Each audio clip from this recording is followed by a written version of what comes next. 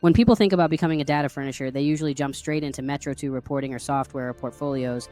But the very first thing the credit bureaus actually care about is the foundation of your business, the structure, the legitimacy, the consistency, and the stability of the company behind the data, because the bureaus are not just approving you to send files, they are trusting you with the accuracy of their national credit databases. And that trust starts with how your business is built. So before any Metro 2 file gets sent, before any portfolio gets purchased, and before any trade line is ever reported, you need a foundation that makes the bureau say, this business is real, this business is stable, and this business can be taken seriously. And the truth is, most people fail this part, not because it is hard, but because no one ever explains how simple the foundation actually is when you break it down. And when you understand this foundation and set everything up correctly, you instantly become more credible. You look like a real institution, not someone experimenting, and the bureaus treat you differently because of it. The stronger your foundation is, the easier the approval is, the smoother the onboarding is, and the more respect you get on the reporting side. Let us start with the simplest truth. A furnisher is a business first and a reporting entity second. People forget this. They get excited about what they can report, but they forget the bureaus look at you the same way. They look at a small credit union or a niche lender. They want to see that your business has structure, leadership, stability, policy, security, and a real purpose. So the foundation is not for show. The foundation is what determines how quickly and how confidently the bureaus let you in. So here's the beginning of that foundation. You need a legitimate company formed correctly with the state. That means an actual LLC or corporation with your articles filed, your registered agent, established your operating agreement in place, and your business listed on Sunbiz or your state registry. You want your business to look like a company that deals with data, because the bureaus care less about what you sell and more about whether you operate like a professional entity. Then you need a clean EIN that matches the company business bank account in the company's name, and a business address that is consistent across every single place your information appears. And let me pause there, because this is where people mess up. If your address is one thing on your bank account, another thing on your operating agreement, and another thing on your bureau application, they will flag it as inconsistent, and inconsistency equals risk to the bureaus.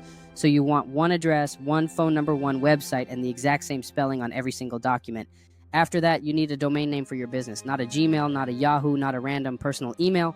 The bureaus expect a professional domain because they expect a professional business. Your email should match your company name. Your website should be simple, clean, and clear, and it should explain what your business does in a way that makes sense for a furnisher. A furnisher can buy debt. A furnisher can manage accounts. A furnisher can provide payment solutions. A furnisher can track consumer obligations. There are many ways to word it, but what you want is this. The bureaus need to see that your business purpose connects to the idea of reporting information. Now let us move into one of the most important pieces. Your business needs a data security structure, because you are dealing with sensitive consumer information, and the bureaus will absolutely ask you how you store that information, how you protect it, and how you prevent unauthorized access. That means you need a dedicated office space, even if it is a room in your home, but it must be private with a lock, it must be clean, it must be organized, and it must be used for business. Only when the bureaus ask where you store data, you want to say in a locked office with limited access on a dedicated computer with encryption active and secured storage. That aligns with the best practices in the industry. And yes, this matters because this is the part where most people fail. The bureaus do not expect you to have $1 million server rack, but they do expect you to have common sense controls like encryption, like password protection, like restricted access, and like having a shredder to properly destroy physical documents. They want to see responsibility, and responsibility equals trust. The next part of your foundation is your business documentation.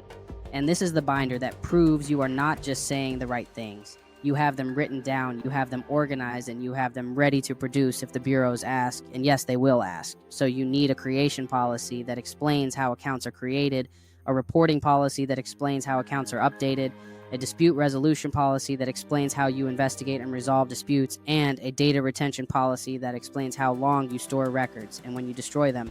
All of these need to be written in your own words, not copied from a template, but structured in a way that makes sense for your operation. The bureaus do not need fancy language. They need clarity, they need structure, and they need proof that you understand your responsibilities.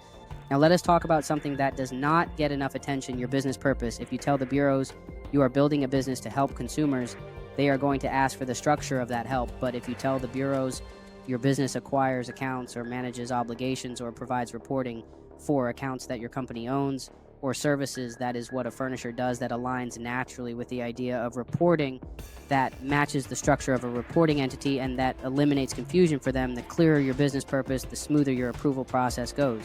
The next piece is your business phone number, and this part might seem small, but it makes a huge difference. You want a real business phone number, not your personal phone.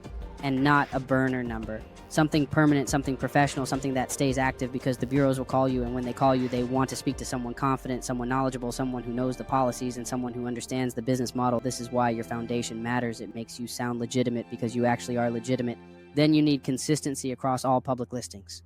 And this is the part people overlook. You want the same spelling, the same address, the same phone number, and the same overview on your bank account, your state registration, your website, your bureau application, your data policies, and any supporting documents.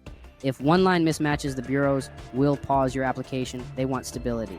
And the easiest way to show stability is by having every detail lined up perfectly. Now let us talk about why this foundation even matters, because people think the foundation is just paperwork, but the foundation is what leads to outcomes. You want approvals. This foundation gets you approvals. You want to report trade lines. This foundation lets you report trade lines. You want to build your own positive accounts. This foundation is what makes the bureaus trust those accounts. You want predictable score growth.